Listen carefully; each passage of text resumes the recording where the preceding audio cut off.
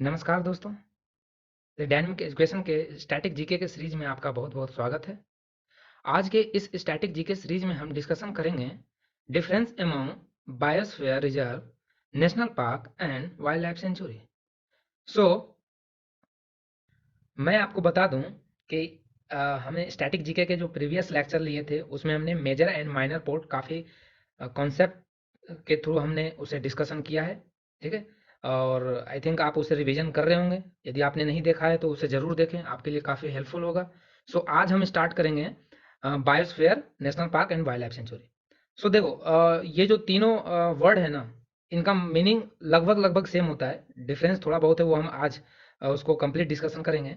और ये तीनों, इन तीनों का बनाने का पर्पस क्या था? Conservation, only and only conservation. अब कंजर्वेशन किन किन चीज़ों का, तो वो डिपेंड करेगा कि आप क्या क्या पढ़ रहे हैं। ठीक है। बायोस्फीयर रिजर्व देखोगे तो उसमें बायोडाइवर्सिटी, ठीक है, इकोसिस्टम को बचाने की बात की गई है। नेशनल पार्क में मतलब वो स्पीसीज जो बिल्कुल इंडेंजर्ड में है। ठीक है। IUCN के रेड बुक डाटा में है। ठीक है। और वाइल्ड लाइफ सेंचुरी का मतलब आप एक तरह से ये भी फ्लोरा और फोना को बचाने के बात किया गया है। ठीक है। सो हम स्टार्ट करते हैं आज का ये session. First one is national park. ठीक है। अब देखो, नेशनल पार्क और वाइल्ड लाइफ सेंचुरी बनाने का जो पर्पस था वो एक ही था कि जो हमारे प्लांट हैं, स्पीसीज हैं, जंतु हैं, एनिमल्स हैं, इनको संरक्षण देना, कंजर्वेशन देना उनके नेचुरल हैबिटेट में। मतलब इनका कंजर्वेशन, इन सेतु कंजर्वेशन करना। अब देखो, इन सेतु और एक्स सेतु कंजर्वेशन मैं आगे डिस्कशन करूंगा डिफरेंस क्या है। बट अब अभी आप सिर्फ ये जानो कि नेशनल पार्क और वाइल्ड लाइफ सेंचुरी का पर्पस क्या था? कंजर्वेशन करना in natural habitat. Okay. So national park में और वाइल्ड लाइफ सेंचुरी में डिफरेंस क्या होगा कि नेशनल पार्क में जो रूल एंड रेगुलेशंस होते हैं वो बहुत ज़्यादा स्ट्रिक्ट होते हैं, बहुत ज़्यादा स्ट्रिक्ट होते हैं, कठोर कानून होता है। ठीक है, compare to wild life sanctuary. So next, और फिर वाइल्ड लाइफ सेंचुरी क्या होगा? तो वाइल्ड लाइफ सेंचुरी में कंपेयर टू नेशनल पार्क क्या होगा? रूल एंड रेगुलेशंस थोड़ा सा स्ट्रिक्टली, उतना ज़्यादा स्ट्रिक्ट नहीं होता है जितना नेशनल पार्क में होता है। सो ये जो जगह होता है नेशनल पार्क, इसको डिक्लेयर कौन करता है कि ये जगह नेशनल पार्क कहलाएगा? ठीक है, तो ऑब्वियस सी बात है, इसको डिक्लेयर कौन करेगा? State government. ठीक है, स्टेट गवर्नमेंट डिक्लेयर करता है या सेंट्रल गवर्नमेंट डिक्लेयर करता है कि ये जगह नेशनल पार्क कहलाएगा।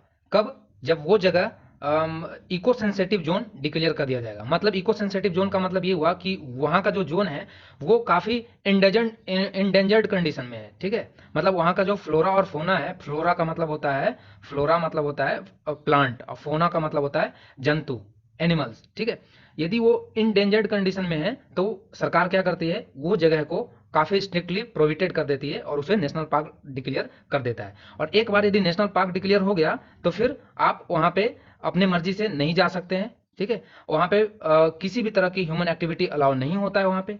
ठीक है, थोड़ी बहुत अलाउ होता है, तो वो भी होता है पर्यटन, टूरिज्म। ठीक है, टूरिज्म वो भी जो फॉरेस्ट ऑफिसर हैं उनके नज़र में, उन्हीं के आप गाड़ी में बैठ के जाओगे, उनका टाइमिंग फिक्स होता है कि इतने बजे से इतने बजे तक इस एरिया में जा सकते हो, इस जगह पे जा सकते हो। ये नहीं कि अपनी मर्जी से कहीं भी जा रहे हैं। ठीक है, वो भी काफ़ी ज़्यादा रेगुलेटेड होते हैं। ठीक है।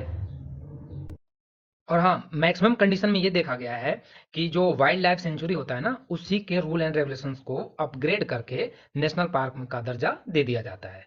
ठीक है, बट ऐसा कोई जरूरी नहीं है कि वो पहले नेशनल पार्क होने से पहले वाइल्ड लाइफ सेंचुरी रहना जरूरी है। ठीक है, बट मैक्सिमम कंडीशन में यही देखा गया है कि पहले वो एक वाइल्ड लाइफ सेंचुरी होता है। ठीक है, और फिर उसे नेशनल पार्क में बदल दिया जाता है।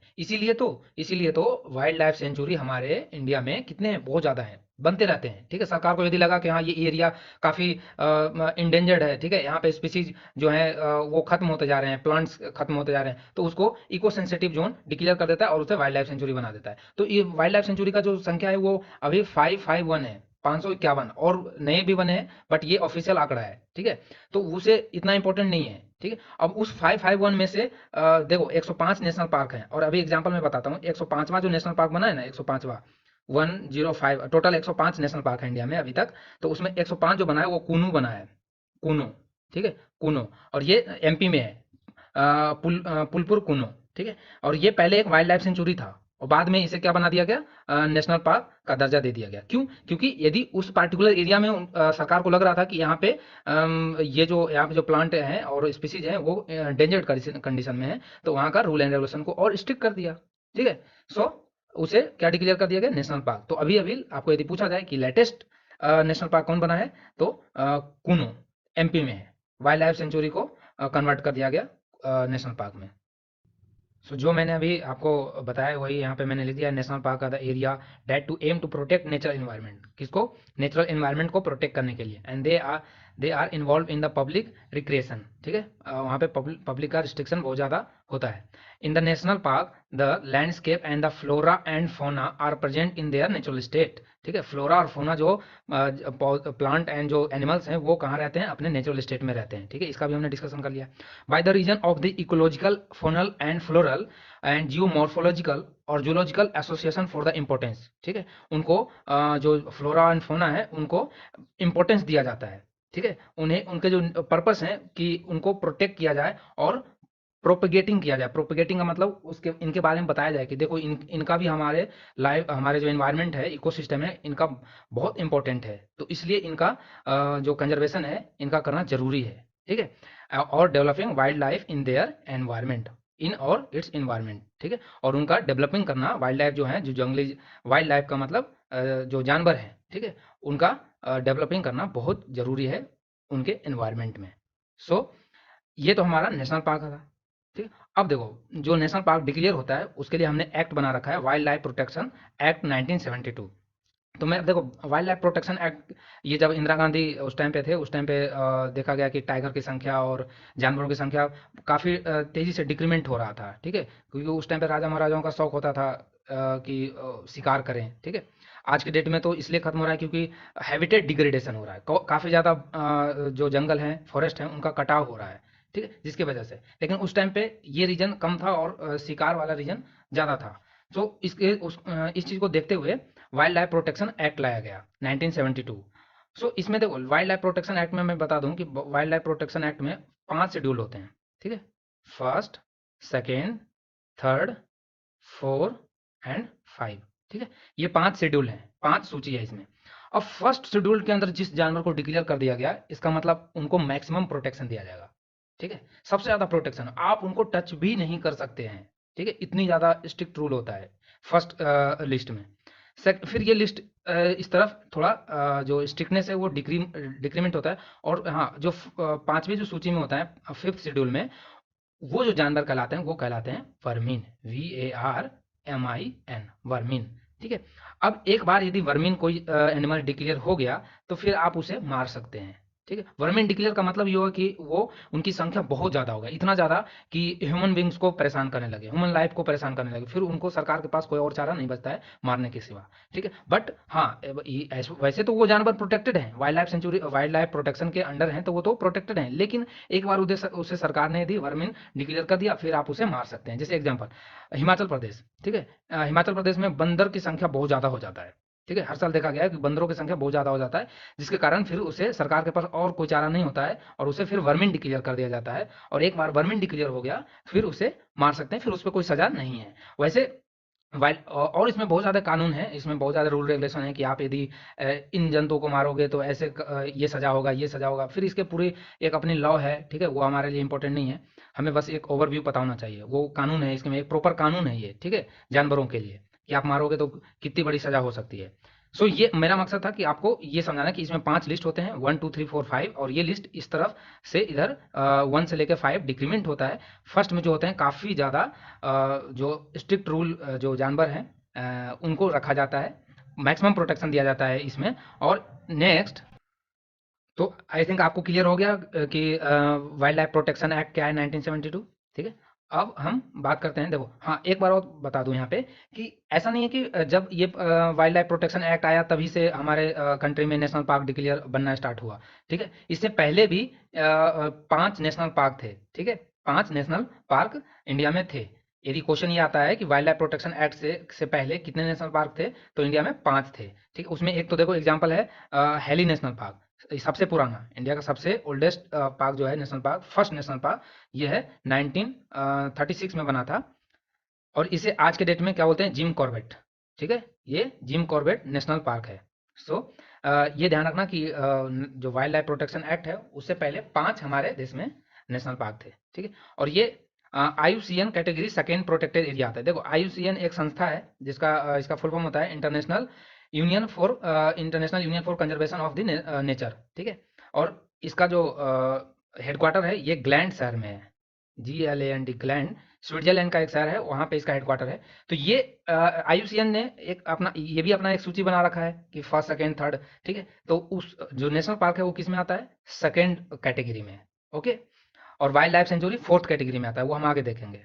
सो अब हम बात करते हैं, आई थिंक आपको नेशनल पार्क अब क्लियर हुआ होगा। अब हम वाइल्ड लाइफ सेंचुरी देखेंगे, फिर आपको डिफरेंस पता चलेगा। हाँ, एक और बात है मैं बता दूं कि जो ये नेशनल पार्क जो 105 नेशनल पार्क हैं, ठीक है, ये एरिया कितना कवर करता है, तो 40,000 40,501 ये लगभग इतना एरिया कवर करता है, जो कि 1.23% होगा अपने जोग्राफिकल एरिया के बराबर।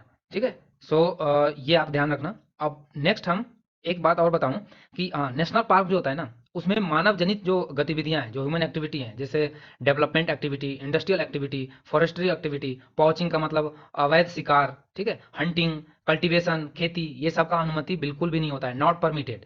ठीक है, और हाँ, नेशनल पार्क का जो बाउंड्री क्या होता है, फिक्स्ड होता है। ठीक है, मतलब नेशनल पार्क का जो बाउंड्री क्या होता है, ये फिक्स होता है। ये मैं डिफरेंस जब देखेंगे तो उसमें बता दूंगा मैं। ठीक है, नेक्स्ट हम बात करते हैं वाइल्ड। सो अब देखो वाइल्ड लाइफ सेंचुरी क्या होता है। तो वाइल्ड लाइफ सेंचुरी हमने क्या बोला था कि नेशनल पार्क से थोड़ा रूल रेगुलेशन कम होता है। सो यहाँ पे क्या होगा, human activity little bit allow होता है। ठीक है, जैसे आप वहाँ के जो ट्राइबल्स लोग हैं वो वहाँ से लकड़ियाँ जलाने के लिए लकड़ियाँ इकट्ठा कर सकते हैं, वो कहाँ से लाएंगे। ठीक है, वो फ्रूट्स, मेडिसिनल प्लांट, ठीक है, ये सब स्मॉल स्केल पे। ठीक है, काफ़ी स्मॉल स्केल पे, ऐसा नहीं कि आपको अलाउ किया तो आप एक दिन में पूरी जंगल खाली कर दो। ठीक है, काफ़ी रेगुलेटेड होता है। ठीक है, और लिमिटेड कैटल ग्रेजिंग मतलब मवेशी चराने के लिए वहाँ पे परमिशन होता है। ठीक है, अब देखो कोई गवर्नमेंट जो गवर्नमेंट होती है वो किस आधार पे किसी को वाइल्ड लाइफ सेंचुरी डिक्लेयर करता है, तो स्टेट गवर्नमेंट जो होता है वो डिक्लेयर करता है उस एरिया को वाइल्ड लाइफ सेंचुरी जहाँ पे एडिक्वेट मात्रा में इकोलॉजिकल, फोनल, फ्लोरल, ठीक है, जियोमॉर्फोलॉजिकल और नेचर जो होते हैं वो एडिक्वेट्स होते हैं, पर्याप्त मात्रा में होते हैं। ठीक है, ऐसा नहीं कि वो कोई सा एरिया ऐसा नहीं कि जहाँ पे बायोडाइवर्सिटी नहीं है, ठीक है, जहाँ पे फ्लोरा फोना नहीं है, उसको डिक्लेयर नहीं किया जाएगा। ठीक है, जहाँ पे जियोलॉजिकल सिग्निफिकेंस हो। ठीक है, और किसके लिए, for the purpose of the protecting and propagating and developing the wild life sanctuary and environment. ठीक है, सो देखो मैंने यही लिखा है यहाँ पे, sanctuary are the naturally occurred area that meant to protect the endangered, ठीक है, स्पीसीज जो कि विलुप्त होने के कगार पे हैं। ठीक है, फॉर हंटिंग, पॉचिंग, अवैध शिकार एंड प्रिडेशन। प्रिडेशन का मतलब होता है उसके उसे मारकर उसका जो फूड होता है, जिसे आप जो मीट बोल सकते हो, उसका कंजप्शन करना। ठीक है, उसको प्रोटेक्ट करना। ठीक है, here animals are breed for the commercial purpose, not breed for the commercial purpose, and if provide a safe, healthy and secure refuge to all the wild life sanctuary. ठीक है, और यहाँ पे जितने भी वाइल्ड लाइफ सेंचुरी वहाँ रहते हैं उनको safe and healthy environment secure किया जाता है। ओके, ये भी यही है, very limited human activity developed allowed local and tribes, ये सब हमने डिस्कस कर लिया है। ठीक है, और हाँ, अब देखो यहाँ पे there is no physical fencing, मतलब यहाँ पे कोई दीवार नहीं होता है, कोई तार नहीं होता है, कोई घेरा हो नहीं होता है उसमें। ठीक है, इस दैट मीन्स आप ये बोल सकते हो कोई बाढ़ नहीं होता है, देसी भाषा में बोले तो कोई बाढ़ नहीं होता है जिससे कि आप अंदर जाना रिस्ट्रिक्शन लगा हो। ठीक है, अंदर जाने के लिए आपको मना हो। तो ये बिल्कुल खुला एरिया होता है, तो इसमें लोग चले जाते हैं, ट्राइब्स लोग चले जाते हैं, या वहाँ पे जो लोग रिसर्चर होते हैं एजुकेशनल पर्पज से वहाँ रिसर्च करते हैं, क्योंकि रिसर्च होगा तो वहाँ के लिए, उस एरिया के लिए तो अच्छी बात है, वहाँ पे रिसर्च होगा, एनवायरनमेंट का पता चलेगा। ठीक है, तो वहाँ पे ये सब मानव गतिविधियाँ परमिटेड होता है। ठीक है, और ये आईयूसीएन कैटेगरी 4 है। आईयूसीएन मैंने अभी बताया था, international union for conservation of the nature, ये कैटेगरी 4 के अंडर आता है। ठीक है, सो और हमने नेशनल पार्क सेकेंड में आता है, और बायोस्फीयर किस में आता है, फिफ्थ में आता है। सो ये ध्यान रखिएगा आप।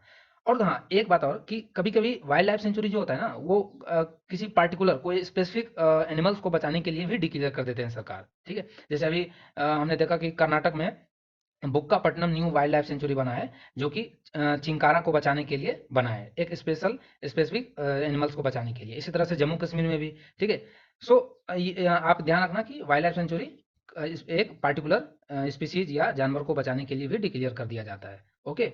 और हाँ, एक बात और कि ये जो वाइल्ड लाइफ सेंचुरी कितना एरिया कवर करता है पूरे ज्योग्राफिकल एरिया का, ठीक है, तो ये करता है 3.64%, 3.64%, दैट मीन 119,775, ठीक है, ये एरिया कवर करता है। सो नेक्स्ट हम बात करते हैं अब, नेक्स्ट बात करते हैं national park and wild life sanctuary में डिफरेंस। तो हमने मैक्सिमम डिफरेंस देखो हमने डिस्कस कर लिया है जब हम कॉन्सेप्ट डिस्कस, बट यहाँ पे एक टेबल के फॉर्म में मैंने दे दिया, तो आप यहाँ पे इसे रीड आउट कर सकते हैं। देखो, कैन इंक्लूड फ्लोरा फोना और any other object historical significance. ये यहाँ पे इसमें जो कंजर्वेशन किया जाता है वो इसमें फ्लोरा फोना और एनी अदर हिस्टोरिकल सिग्निफिकेंट यदि है तो उसे यहाँ पे कंजर्व किया जाता है, ठीक है, नेशनल पार्क में। ये नेशनल पार्क है। यहाँ पे no human activity allow here except tourism, ठीक है। टूरिज्म जो पर्यटन है, मैंने बताया कि पर्यटन भी वो भी काफ़ी रेगुलेटेड और स्ट्रिक्टली वहाँ पे स्ट्रिक्टली फॉलो किया जाता है, ठीक है। ऐसा नहीं कि आप कहीं भी किसी एरिया में आप जा रहे हैं, फॉरेस्ट जो ऑफिसर होते हैं उनके नज़र में आप जाओगे पर्यटन, ठीक है। और इसमें देखो नेशनल पार्क का बाउंड्री क्या होता है, फिक्स होता है, ठीक है। Not usually for open the two public, ये पब्लिक के लिए ऐसे ओपन नहीं होता है, यहाँ पे सिर्फ और सिर्फ वन विभाग के लोग जा सकते हैं। और इसका main aim to protect the particular flora and fauna, ये हमने बताया अभी कोई स्पेशल स्पीसीज के लिए भी वाइल्ड लाइफ सेंचुरी डिक्लेयर कर दिया जाता है, ठीक है। तो इसका मेन एम है protect to particular flora and fauna. और very limited human activity is allowed inside a wild life sanctuary. Local tribes peoples can collect the firewood, fruits and medicinal plant very small scale, and limited cattle grazing is permitted. Okay, और it is open for the general public, और यहाँ पे general public के लिए यहाँ पे ये खुला रहता है, आप जाओ वहाँ पे रिसर्च वगैरह कर सकते हैं, ठीक है, क्योंकि यहाँ पे कोई फेंसिंग नहीं होता है। इसमें इसका जो बाउंड्री है ना ये बिल्कुल फिक्स होता है कि इतना ये घेरा डाल दिया जाता है, इसमें ये एक तार से यहाँ पे घेरा डाल दिया जाता है कि ये एरिया जो है काफ़ी स्ट्रिक्टली प्रोहिबिटेड एरिया है, ठीक है। बट वाइल्ड लाइफ सेंचुरी में कोई ऐसा फिक्स एरिया नहीं होता है, तो आप कुछ लोग यहाँ पे अंदर जा सकते हैं, ठीक है। नेक्स्ट है हमारा कि हाँ देखो, मैंने क्या बात किया था अभी कि एक नेशनल पार्क जो होता है वो उनके जो रूल एंड रेगुलेशंस हैं वो काफ़ी कठोर होते हैं, काफ़ी स्ट्रांग होते हैं, ठीक है। बट एक वाइल्ड लाइफ सेंचुरी का उसके कंपेयर में कम होता है, ठीक है। सो क्या हम वाइल्ड लाइफ सेंचुरी का रूल एंड रेगुलेशन को अपग्रेड करके, मतलब जो उनके रूल एंड रेगुलेशन अभी है उसको थोड़ा और स्ट्रांग और स्ट्रिक्ट बना के, कठोर बना के उसे हम डिक्लेयर नेशनल पार्क कर सकते हैं? हाँ, कर सकते हैं। क्यों? क्योंकि वाइल्ड लाइफ सेंचुरी से ही तो नेशनल पार्क बनता है ना। तो यदि वाइल्ड लाइफ सेंचुरी का जो रूल एंड रेगुलेशन है उसको आप स्ट्रिक्ट कर दो, वो नेशनल पार्क कन्वर्ट हो जाएगा, ठीक है। और फिर क्वेश्चन यहाँ आता है कि क्या वाइल्ड लाइफ जो एक नेशनल पार्क डिक्लेयर कर दिया गया है तो उसके रूल एंड रेगुलेशन को डाउनग्रेड करके क्या हम उसके रूल एंड रेगुलेशन को डाउनग्रेड करके उसे सेंचुरी, वाइल्ड लाइफ सेंचुरी घोषित कर सकते हैं? नहीं। एक बार वो नेशनल पार्क डिक्लेयर कर दिया गया तो फिर वो नेशनल पार्क ही कहलाएगा। सो ये भी डिफरेंस ध्यान रखेगा, ठीक है। और हाँ, नेशनल पार्क जो है ना, वाइल्ड लाइफ सेंचुरी प्राइवेट भी हो सकता है लेकिन नेशनल पार्क गवर्नमेंट होता है, ये भी एक छोटा सा डिफरेंस है। ओके, नेक्स्ट हम बात करते हैं अब। सो नेक्स्ट है बायोस्फीयर रिजर्व, ठीक है। अब देखो हमने नेशनल पार्क देख लिया, वाइल्ड लाइफ सेंचुरी देख लिया, अब आपके मन में एक बात आ रहा होगा फिर बायोस्फीयर रिजर्व क्या है। तो जैसा कि बायो का मतलब आप क्या जानते हो, बायोस्फीयर का मतलब धरती का वो हिस्सा, अर्थ का वो हिस्सा जहाँ पे जीवन है। बायो का मतलब क्या होता है, बायो का मतलब होता है लिविंग थिंग्स, इसलिए तो हम जितने भी लिविंग लिविंग थिंग्स के बारे में पढ़ते हैं उसको क्या बोलते हैं, बायोलॉजी, ठीक है। सो बायोस्फीयर का मतलब जहाँ पे धरती का वो हिस्सा जहाँ पे जीवन है। अब देखो वाइल्ड लाइफ बायोस्फीयर रिजर्व को आपको समझने से पहले एक टर्म आपको जानना होगा, बायोडाइवर्सिटी क्या होता है। बायोडाइवर्सिटी क्या होता है? देखो बायोडाइवर्सिटी जो होता है, बायोडाइवर्सिटी बायोडाइवर्सिटी ये जो वर्ड रेफर्स होता है to variety and variability of the life existing on the earth, ठीक है। मतलब कोई ऐसा जगह वहां पे कितना वेराइटी और वेरिएबिलिटी है लाइफ में, ठीक है, लाइफ की वहां पे कितनी वेरिएबिलिटी और वेराइटी है, उस एरिया को हम बोलते हैं बायोडाइवर्सिटी। और इस टर्म्स का जो मीनिंग आप बनाओगे या तो इसका मतलब होगा कि measuring the variation at the genetic species and ecosystem level, ठीक है, कि आपका जो वहाँ का जेनेटिक है, स्पीसीज है, वहाँ का इकोसिस्टम है, वो किस लेवल का है, ठीक है।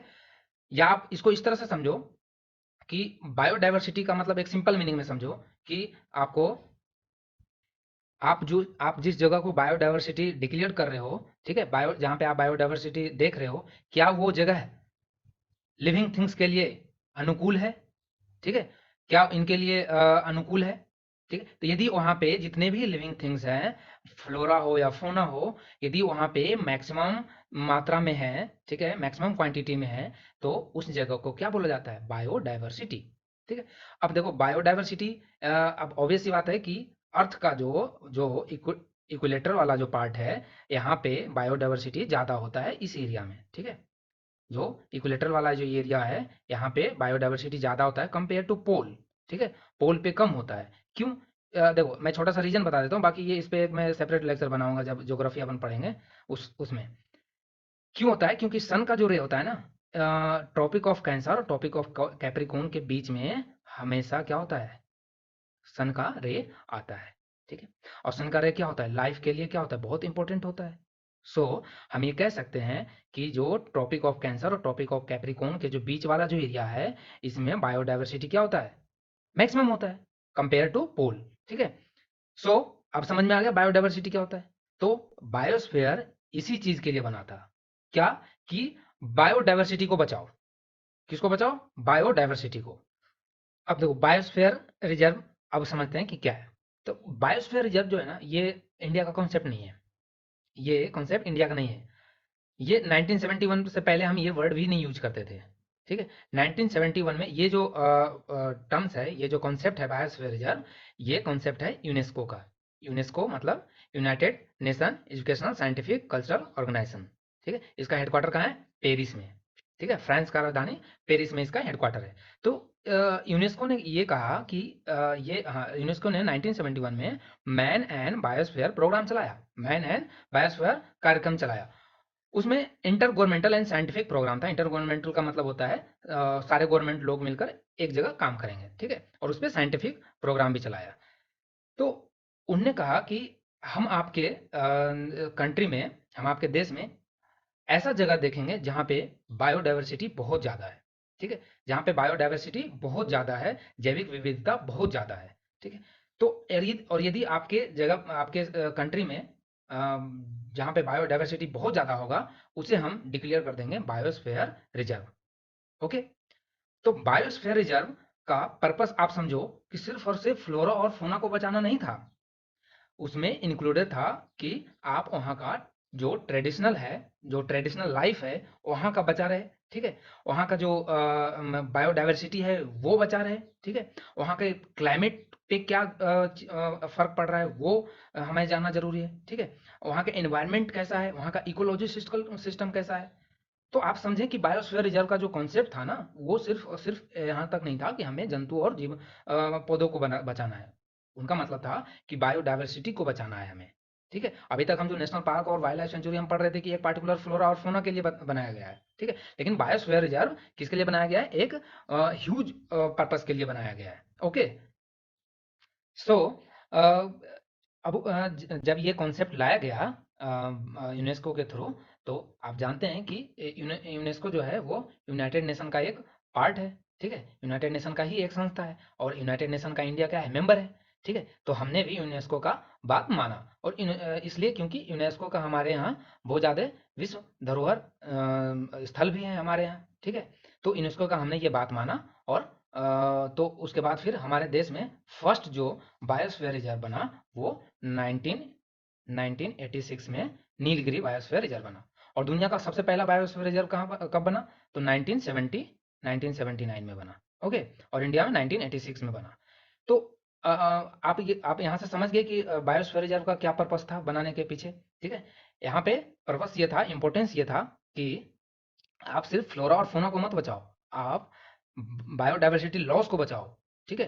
बायोडाइवर्सिटी का के लॉस को बचाओ, आप वहाँ के हेल्दी इकोसिस्टम को देखो, ठीक है। वहाँ के कंजर्वेशन को संरक्षण करो, क्लाइमेट चेंज को देखो, उस पर सस्टेनेबल डेवलपमेंट। सस्टेनेबल डेवलपमेंट का मतलब आज तो यूज होगा ही, और आने वाले फ्यूचर के लिए भी, इसे बोलते हैं सस्टेनेबल डेवलपमेंट, ठीक है। सस्टेनेबल डेवलपमेंट का मतलब आज तो यूज होगा ही होगा, ठीक है, और आने वाले जो हमारे फ्यूचर है ना, उनके लिए भी डेवलप करो, ठीक है। और एजुकेशनल एंड रिसर्च पर्पस के लिए, कि यदि वहाँ पे कोई चेंजमेंट हो रहा है, क्लाइमेट में चेंज हो रहा है, ठीक है, डाइवर्सिटी में चेंज हो रहा है, इकोलॉजी में चेंज हो रहा है, तो क्यों हो रहा है उस पर रिसर्च करो, ठीक है। समझ में आया, क्लियर। नेक्स्ट हम बात करते हैं सो एक चीज और मैं यहाँ बता दूं आपको कि जो हमारे इंडिया में बायोस्फीयर रिजर्व है वो कितने हैं? 18। ठीक है, उसमें से 11 जो है ना वो यूनेस्को से अप्रूव्ड हैं। ठीक है, अब देखो और 7 जो हैं वो यूनेस्को से अप्रूव्ड नहीं है। जब वो बायोस्फीयर रिजर्व जब उसे यूनेस्को अप्रूवल दे देता है तो उसे हम कहते हैं, वो किस किस लेवल का बन जाता है? इंटरनेशनल लेवल का बन जाएगा। ठीक है, वो इंटरनेशनल लेवल का बन जाएगा। तो इंडिया जो गवर्नमेंट है वो अपना लिस्ट भेजती है यूनेस्को के पास कि हमने इस एरिया को बायोस्फीयर रिजर्व डिक्लेयर किया है, आप इसे देखो। यदि यूनेस्को को लगता है कि हाँ यहाँ पे सच में बायोडाइवर्सिटी बहुत ज़्यादा है, ठीक है, तो उसको इंटरनेशनल लेवल का बना देता है। और एक बार इंटरनेशनल लेवल का बन जाने के बाद फिर क्या होता है, क्या फ़ायदा होगा बताओ? इंटरनेशनल लेवल बन जाने के बाद फिर वहाँ पे लोग पर्यटन ज़्यादा आते हैं। ठीक है, क्योंकि इंटरनेशनल लेवल का बन जाएगा, फिर लोग यहाँ जो बाहर से घूमने आएंगे उसके बारे में पढ़ेंगे, क्योंकि यूनेस्को से वो अप्रूवल है। ठीक है, क्योंकि यूनेस्को एक काफ़ी इंपॉर्टेंट संस्था है यूनाइटेड नेशन का। ठीक है, तो यहाँ पे पर्यटन ज़्यादा होता है। और साथ हमारे डोमेस्टिक हैं, इनका भी अप्रूवल दिया गया था लेकिन अप्रूव नहीं किया, तो ठीक है, ये डोमेस्टिक तो है ही। ठीक है, तो बायोडाइवर्सिटी रिजर्व इंटरनेशनल लेवल का और डोमेस्टिक लेवल का है। ठीक है, ये हमें जानकारी रखना जरूरी है। अब देखो हम बात करते हैं, हाँ ये एक चीज और बता दूं यहाँ पे, हमने क्या देखा था? बायोस्फीयर रिजर्व क्या होता है? एक ह्यूज एरिया होता है, मतलब एरिया बहुत ज्यादा बड़ा होता है ये बायोस्फीयर रिजर्व का। 5,000 10,000 स्क्वायर किलोमीटर का होता है। ठीक है, और इसका बात का आप इससे पता लगा सकते हैं। देखो नीलगिरी बायोस्फीयर रिजर्व अभी हमने बताया था ना, नीलगिरी बायोस्फीयर रिजर्व। तो नीलगिरी बायोस्फीयर 1986 में बना था, first biosphere reserve in India. तो इसमें देखो कि तीन तीन स्टेट, कर्नाटक, तमिलनाडु एंड केरला, ये कवर हो रहे हैं सिर्फ सिंगल बायोस्फीयर रिजर्व में। तो आप समझ सकते हैं कितना ह्यूज एरिया होगा एक बायोस्फीयर रिजर्व का। ठीक है, इसमें इस नीलगिरी बायोस्फीयर रिजर्व में आरालम, मुदुमलई, मुकुर्ती, नागरहोले, ये सब नेशनल पार्क है। नागरहोले कर्नाटक में आ जाता है। ठीक है, आरालम भी कर्नाटक में आता है, मुदुमलई, मुकुर्ती ये सब तमिलनाडु का है। बंदीपुर, साइलेंट वैली, वायानाड ये सब केरला का है, नेशनल पार्क है। ठीक है, सत्यमंगलम वाइल्ड लाइफ सेंचुरी एक टाइगर रिजर्व भी है। ठीक है, तो ये तमिलनाडु में है सत्यमंगलम। तो आप ये समझ सकते हैं कि कितना ह्यूज एरिया रहा होगा। तो आप बायोस्फीयर रिजर्व को इस तरह से समझना कि ये मान लो ये बायोस्फीयर रिजर्व है। ठीक है, अब इसके अंदर क्या होगा? एक ह्यूज एरिया होगा, इसमें वाइल्ड लाइफ सेंचुरी हो गया, और नेशनल पार्क भी होगा। ठीक है, फॉरेस्ट एरिया भी होगा, नॉन फॉरेस्ट एरिया भी होगा, लैंड भी होगा। ठीक है, तो ये सब जो पूरे कवर किया जाता है उसे हम क्या बोलते हैं? Biosphere reserve area. ठीक है, तो इसलिए बायोस्फीयर रिजर्व का एरिया का बहुत ज्यादा बड़ा होता है। सो एक बात ध्यान रखना यहाँ पे कि मैं जो समझाना चाह रहा हूँ ना कि वाइल्ड लाइफ बायोस्फीयर रिजर्व जो है उसके अंदर नेशनल पार्क होगा, वाइल्ड लाइफ सेंचुरी होगा। ठीक है, तो ये ध्यान रखना कि हो सकता है कि एक बायोस्फीयर रिजर्व के अंदर एक से ज्यादा वाइल्ड लाइफ सेंचुरी हो, एक से ज्यादा नेशनल पार्क हो, या national park wild life sanctuary दोनों हो। ठीक है, या दोनों में से कोई नहीं हो। तो आप समझो कि मैं कहना क्या चाह रहा हूँ कि वो जो बायोस्फीयर रिजर्व होता है वो एक ह्यूज एरिया होता है, और उसके अंदर ही होता है क्या? नेशनल पार्क और वाइल्ड लाइफ सेंचुरी। ठीक है, सो ये जो हमने अभी तक डिस्कशन किया, अब देखो इसको हम इस फिगर से ज्यादा क्लियर समझेंगे। पहले हम ये देख लेते हैं, जोन देख लेते हैं। ठीक है, बायोस्फीयर रिजर्व में कितने जोन होते हैं? तो एक होता है कोर जोन। ठीक है, एक होता है बफर जोन, और एक होता है ट्रांजिशन जोन या मैनिपुलेशन जोन बोलते हैं। तो मैनिपुलेशन जोन या कोर जोन या बफर जोन में डिफरेंस क्या है? देखो, core zone legally protected area and human activity strictly prohibited. ठीक है, और it is the innermost undisturbed ecosystem. ठीक है, तो आप देखो, आपको क्या ये नेशनल पार्क का याद नहीं दिला रहा है? नेशनल पार्क जो हमने कॉन्सेप्ट पढ़ा था, उसके डेफिनेशन में पढ़ा था, उसको याद नहीं दिला रहा है कि उसमें भी लीगली प्रोटेक्टेड एरिया था, वो भी काफी स्ट्रिक्टली प्रोहिबिटेड रूल था वहां पे। ठीक है, वहां भी ह्यूमन एक्टिविटी बिल्कुल भी परमिटेड नहीं था। ठीक है, सिर्फ और सिर्फ फॉरेस्ट विभाग के नज़र में ही परमिटेड था पर्यटन, और अनडिस्टर्बेड इकोसिस्टम था। ठीक है, तो आप समझो कि मैं कहना क्या चाह रहा हूँ कि एक बायोस्फीयर रिजर्व का जो कोर जोन होता है ना, वो और कुछ नहीं, नेशनल पार्क ही है। ठीक है, बफर जोन में देखो research and educational activity permitted. ठीक है, आप वहाँ पे ह्यूमन रिसर्च और एजुकेशन के लिए जा सकते हैं, or very limited tourism, fishing, grazing, and these activities should be not obstruct the conservation objective of the core area। ठीक है, यहाँ पे इसमें कोई फेंसिंग होता नहीं है बफर जोन में। ठीक है, तो यहाँ पे टूरिज्म जा सकते हैं, फिशिंग कर सकते हैं, मछली पकड़ सकते हैं, ग्रेजिंग कर सकते हैं, मवेशी चला सकते हैं, लकड़ियाँ ला सकते हैं ट्राइब्स लोग। ठीक है, लेकिन ये एक्टिविटी क्या हो, ऐसा ना हो कि कोर जोन के जो कंजर्वेशन का जो ऑब्जेक्टिव है उसको ऑब्स्ट्रक्ट करे, मतलब उसको बिगाड़े। ठीक है, यदि आप ऐसा करते हैं तो फिर आपको सजा होगा, आप उसके रूल एंड रेगुलेशंस को नहीं तोड़ सकते हैं, एक रेगुलेटेड वे में वहां जाना होगा। ठीक है, नेक्स्ट बात करते हैं ट्रांजिशन। ठीक है, ट्रांजिशन जोन। ट्रांजिशन जोन में क्या होता है, ये जो होता है ये बायोस्फीयर रिजर्व का पेरिफेरल एरिया होता है। पेरिफेरल एरिया का मतलब ये जैसे बायोस्फीयर रिजर्व है तो पेरिफेरी, ये पेरिफेरी हो गया। ठीक है, ये एक पेरिफेरियल एरिया होता है biosphere reserve, where human activity like cropping, recreation, forestry, settlement permitted, ये सब सेटलमेंट एंड परमिटेड होता है, ये सब परमिटेड होता है यहाँ पे। मतलब यदि वहाँ पे कोई घर है तो उसे हटाया नहीं जाएगा, वहाँ पे रह सकते हैं। ठीक है, वहाँ पे इंडस्ट्री लगा सकते हैं लेकिन सरकार के परमिशन के बाद। ठीक है, वहाँ पे आप, और ऐसा वो इंडस्ट्री भी ऐसा नहीं हो कि काफ़ी ज़्यादा पोल्यूटेड हो, वहाँ के एनवायरनमेंट को इफेक्ट करे, तो ऐसा नहीं।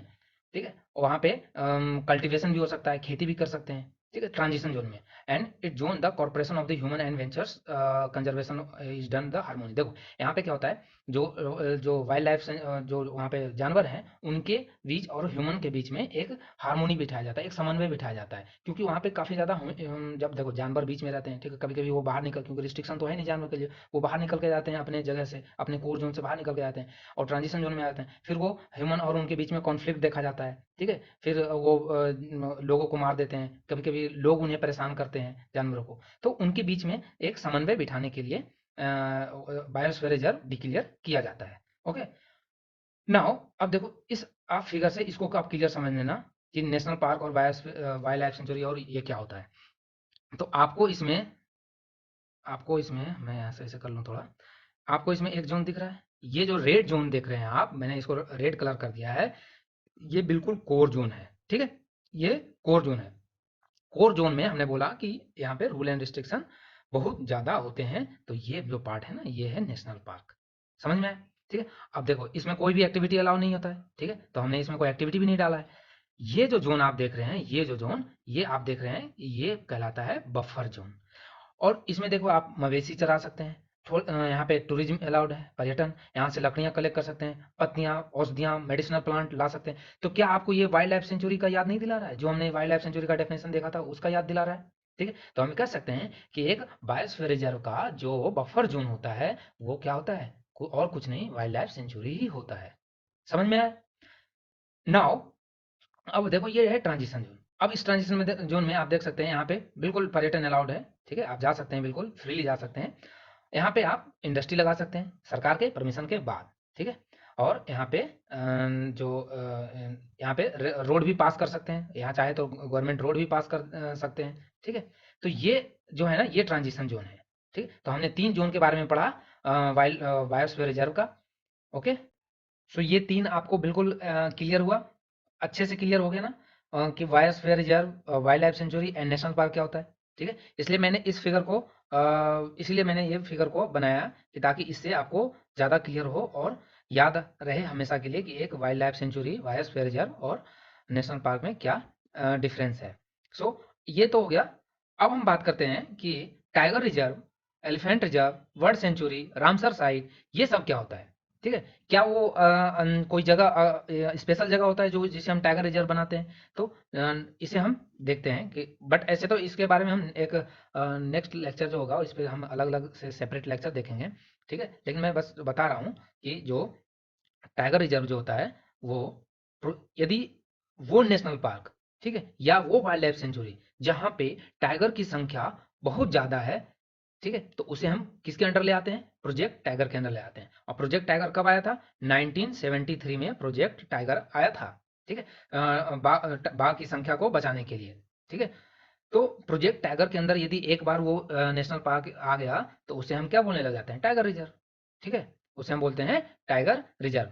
सो टाइगर रिजर्व कोई अलग से जगह पे नहीं है, या कोई स्पेशल एरिया को हम डिक्लेयर नहीं करते हैं, वही नेशनल पार्क जहाँ पे टाइगर की संख्या क्या हो जाता है, एक एडुकेट मात्रा में हो जाता है, ताकि हम उसे वहाँ पे संरक्षण दे सकें। ठीक है, उसे हम क्या कहते हैं, टाइगर रिजर्व। ठीक है, जैसे एग्जांपल देता हूँ, असम में काजीरंगा, आपने काजीरंगा नाम सुना ही होगा। ठीक है, काजीरंगा, काजीरंगा एक नेशनल पार्क है। ठीक है, वैसे ये एक गेंडे के लिए, राइनोसोरस के लिए यहाँ पे फेमस है।